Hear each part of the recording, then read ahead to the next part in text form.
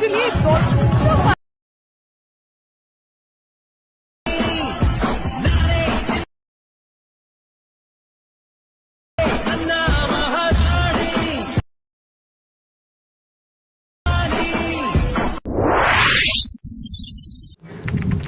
Friends, welcome back my new video.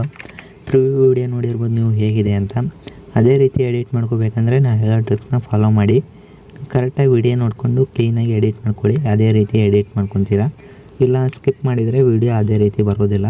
ಹಾಗಾಗಿ ಕ್ಲೀನಾಗಿ ನೋಡ್ಕೊಂಡು ಎಡಿಟ್ ಮಾಡ್ಕೊಳ್ಳಿ. ಈಗ ಕೆಳಗಡೆ ಫುಲ್ ಪ್ರಾಜೆಕ್ಟ್ ಲಿಂಕನ್ನು ಕೊಟ್ಟಿರ್ತೀನಿ. ಇದನ್ನು ನಿಮ್ಮ ಅಲರ್ಟ್ ಮೋಷನ್ಗೆ ಇನ್ಪುಟ್ ಮಾಡ್ಕೊಳ್ಳಿ. ಇನ್ಪುಟ್ ಮಾಡ್ಕೊಂಡಾದ್ಮೇಲೆ ನೋಡ್ಬೋದು, ಅದನ್ನು ಓಪನ್ ಮಾಡ್ಕೊಳ್ಳಿ.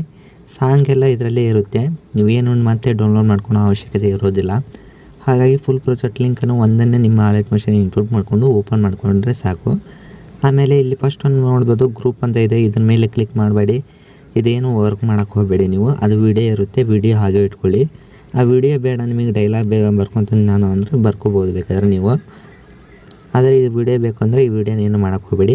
ಇಲ್ಲಿ ನೆಕ್ಸ್ಟ್ ಬೀಟ್ ಮಾರ್ಕ್ ಕಾಣ್ತಾ ಇದೆಯಲ್ಲ, ಈ ಬೀಟ್ ಮಾರ್ಕ್ ಮೇಲೆ ಇಟ್ಕೊಂಡು ನಿಮಗೆ ನಿಮ್ಮ ಗ್ಯಾಲ್ರಿ ಒಳಗೆ ನಿಮಗೆ ಯಾವ ಫೋಟೋ ಬೇಕೋ ಆ ಫೋಟೋನ ಸೆಲೆಕ್ಟ್ ಮಾಡ್ಕೊಳ್ಳಿ.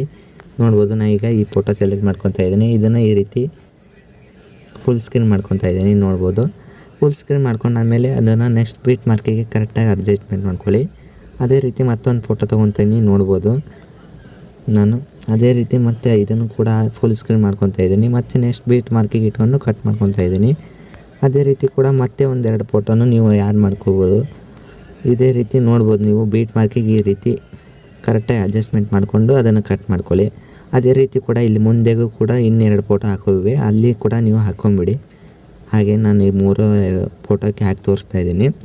3 ಫೋಟೋಕ್ಕೆ ಆದಮೇಲೆ ನೀವೇನು ಮಾಡಬೇಕು ಅಂದರೆ ಸಿಂಪಲ್ಲಾಗಿ ಇಲ್ಲಿ ಕೆಳಗಡೆ ಒಂದು ಫೈಲ್ ಕೊಟ್ಟಿರ್ತೆ. ಫಸ್ಟಿಗೆ ಫೋಟೋ ಕೊಟ್ಟಿರ್ತೇನಲ್ಲ, ಆ ಫೋಟೋದಲ್ಲಿ ಎಫೆಕ್ಟ್ಸ್ ಇರುತ್ತೆ.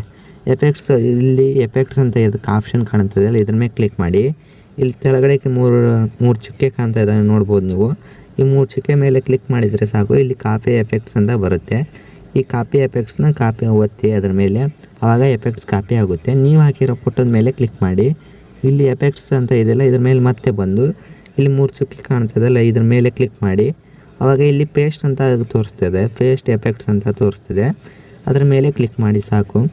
ನೋಡ್ಬೋದು, ಸೇಮ್ ಪ್ರಿವ್ಯೂ ವಿಡಿಯೋದಲ್ಲಿ ಫೋಟೋ ಹಾಕಿದ್ದೀನಲ್ಲ, ಅದೇ ರೀತಿ ಬರುತ್ತೆ.